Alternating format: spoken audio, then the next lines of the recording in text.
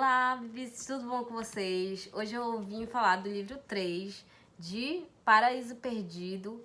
E assim, é um livro que é um desafio para mim de ler todos. Aqui são 12 livros e ele é um livro poético e é bem complicado e complexo de entender. Então eu tive que ler 3 vezes esse livro, e assistir outros vídeos para eu poder compreender. Mas fazendo uma relação aqui com o que a gente já estudou sobre Bíblia, porque eu sim fui criada em uma família bem religiosa, evangélica, então eu consigo fazer essa relação com o que eu sei sobre, com o que eu entendo sobre, nesse sentido, sabe? Sobre a Bíblia. Então aqui, logo no início desse livro 3, nós vemos a criação da luz. A luz, no caso, seria o Filho de Deus, Jesus, que está sentado à sua direita. Então, a luz aqui, ao contrário da escuridão, que seria o inferno, que ele é governado por Satanás, a luz já se encontra, no caso, no céu. O que eu achei muito interessante, além disso, né, de que, enfim, Jesus está lá no céu, sentado à direita de Deus, e o Satanás, ele apenas existe para fazer a maldade. Então, Deus vendo isso, né, e conversando ali com o filho, né, ele não vê saída, mas aí o filho tem uma ideia, e ele fala assim que ele poderia reencarnar como um ser humano e morrer pelos pecados de toda a humanidade. O que é exatamente isso que ele faz. Então, eu acho interessante notar assim algumas características, algumas coisas que fala sobre, aqui no verso 75, que ele fala sobre que a atmosfera que está dentro da concha do universo, em cima do qual se encontra Satã não consegue dizer se o universo é cercado por ar ou por oceano. Então é interessante notar que, diferentemente de Deus, Satã ele não tem o conhecimento sobre todas as coisas. Ele não tem a onisciência como Deus. Deus ele conhece tanto as coisas que existem no céu quanto as coisas que existem no inferno. Então ele tem acesso a todos. Já Satã ele não tem acesso a qualquer lugar do céu, porque ele precisa da permissão de Deus para ele ter acesso, e isso é muito interessante. E daí a gente vai ter aqui a grande polêmica da questão da predestinação e da eleição, um atrito assim que há entre na teologia cristã, né, entre o arminianismo e o calvinismo criado, né, por Calvino, arminianismo criado por Armínio lá pela Idade Média, e isso, né, perdura até hoje.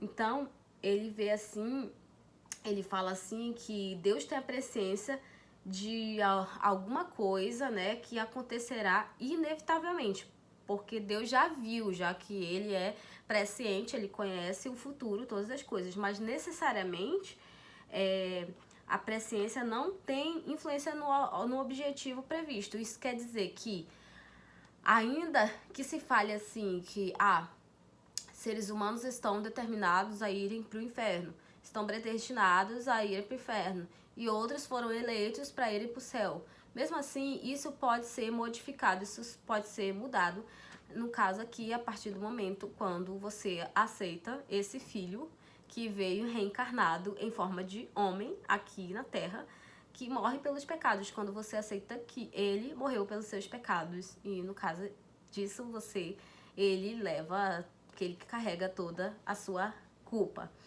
É interessante notar também, né, quando ele vai falar dessa questão do arminianismo, né, no caso, o arminianismo, diferentemente já do calvinismo, ele acredita que a salvação ela é totalmente pela graça, ela é totalmente pela fé, não por obras, mas por fé.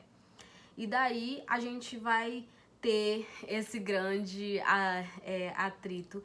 E se eu não for alcançado pela graça? Daí, e isso me lembrou alguns vídeos que eu já assisti anos atrás, que eu já pensei sobre isso também, né? Que na verdade todos nós somos alcançados de alguma forma por essa graça divina, já que todos nós nascemos com uma inteligência capaz de deduzir o que é o certo e o que é errado, o que é bom e o que é ruim.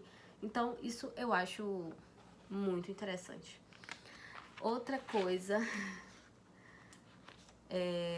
que ele vai falar, né, dessa justificação, a nossa justificação é pela fé, ou seja, eu preciso aceitar esse Jesus que morre pelos nossos pecados, pelo pecado de cada ser humano na Terra. E daí, a gente vê aqui também, né, que ele fala muito sobre a questão da maldade, né, a questão da luz. A luz, ela foi criada logo no início, né? A luz era Jesus Cristo, né? Já representava o Filho de Deus. E a escuridão, as trevas, é Satanás. Então, a gente vai ver sempre essa relação entre o bem e o mal, entre a maldade, a bondade, entre luz e trevas, sempre ali, um lutando contra o outro. Por isso mesmo que é como se nós estivéssemos nesse meio e lutando também contra isso, e temos que lutar contra isso sempre, como se essa fosse a sina de cada ser humano.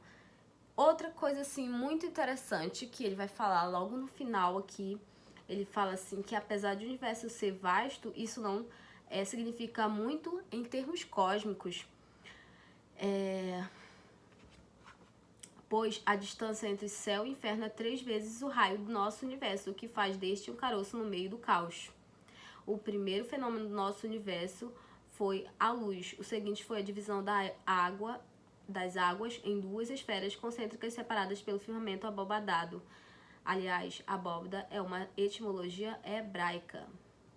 Aí a gente vai ter, né, a questão do ar e das águas. Aqui vai falar da criação, enfim, do universo e tal, das estrelas, dos planetas. Então, isso é um livro muito maravilhoso ler. É um livro muito interessante, que você aprende várias coisas, que você relembra várias coisas que você já estudou, né? Sobre as questões da Bíblia, né? Que eu já vi lá atrás, lá na minha adolescência. Então, é um livro, assim, muito especial, sem dúvida, mas que é uma grande maratona ler, um grande desafio ler. E tá sendo um grande desafio. E enfim, mas eu tô vendo que eu tô evoluindo aos poucos. E é isso aí, obrigada por ficar até aqui. E sempre é bom compartilhar isso com vocês. E é isso aí, até o livro 4, beijos.